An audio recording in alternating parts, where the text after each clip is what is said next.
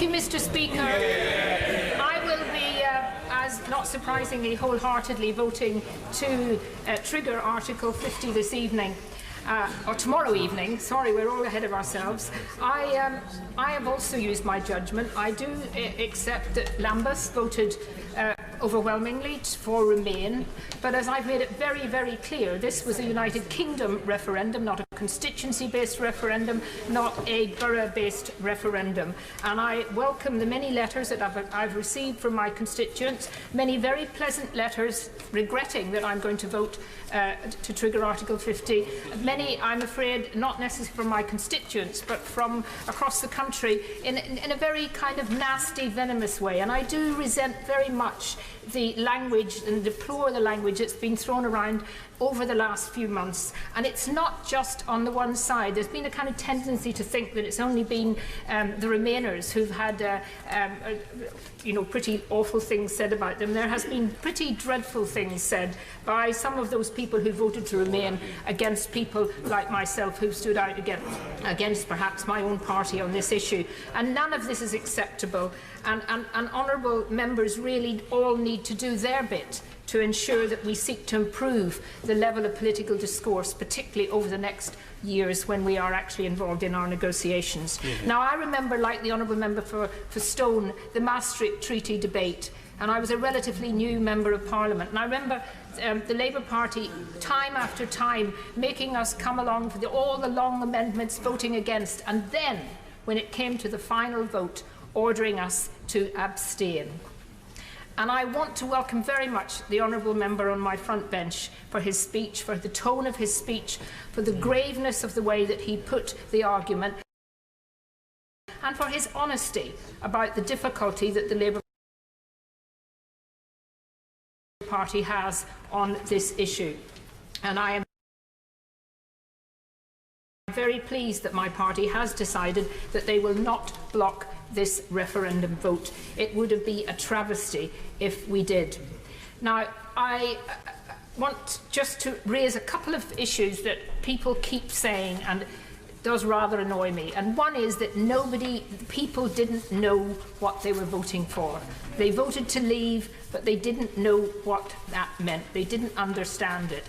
It really is patronising, and it's actually part of the reason why so many people voted to leave, that they were fed up being treated as if they knew nothing, and that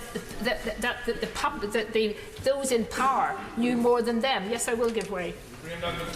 I'm grateful to the honourable lady securing her a bit more time, but I just wanted to say, did she recall during the course of the referendum that probably from my experience, and I hope from hers, there was much more engagement, much more questioning, much more interest and bigger turnouts than in any general election I have ever been involved in, with people really knowing and trying to find out what this was actually all about. Right, honourable member is quite right about that, and certainly at the many meetings that I spoke at all over the country, there was a fervent interest in the issue, and people wanted to know more. And I remember very clearly listening to the former Prime Minister and the former Chancellor of the Exchequer very clearly warning people, not just warning people, but threatening people, that if they dared to leave, if they dared to vote to leave, the consequences would be they would be leaving the single market. And let's not call it the single market. It's an internal market. And if you're leaving the EU, of course you have to leave the internal market. But I'm sure that we will be able to get a deal which allows us to have access like any other country outside the European Union. And the other area, no, I'm not. I think the right honourable member had 22 minutes to speak. Mr. Speaker, the other area that I really... Not enough. 17. Not enough. Mr. Speaker, my maths aren't as good as yours. The other area that I just want to raise is the question of, again, this idea that somehow if you voted to leave, you were, if not an outright racist, an indirect racist. And that has been so ridiculous and so appalling that people, the 17 million people who voted to leave, have been treated in that way.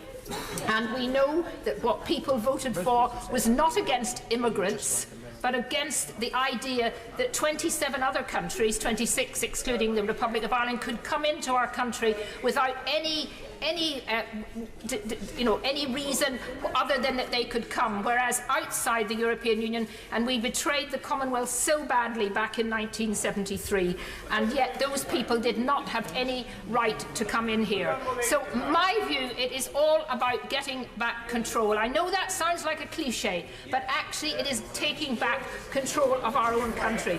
Now, once we have left the European Union, Mr. Speaker, we will have sharp disagreements in this House, and we will probably not have such cross-party views on many of the issues, because I think we want to build, and I certainly want to build, a post-Brexit UK that looks at spending priorities that actually might be very different from colleagues on other side of the House. I want to look at how we can use the new freedoms and state aid that will give us that power to do things in our own country. But in order to do that, we have to trigger Article 50. We have to get into the negotiation. And the business and the country generally want to get on with it, Mr. Speaker. And we have left ourselves in a situation where we're spending 2 days of debate now on a very simple bill. The amendments will come next week, and there are 1 or 2 amendments that I hope the government might accept. But the reality is, this is a process that needs to be triggered. We need to do it soon, and the public of this country expect us to do it. And I hope that from today, we will be able to look forward to negotiations that will take this country to not the foreboding that the Right Honourable Member for Sheffield Hallam has. I have no foreboding about our future outside the European Union. I have hope. I believe that we will have a bright future, and this will happen tomorrow night when we vote to trigger Article 50.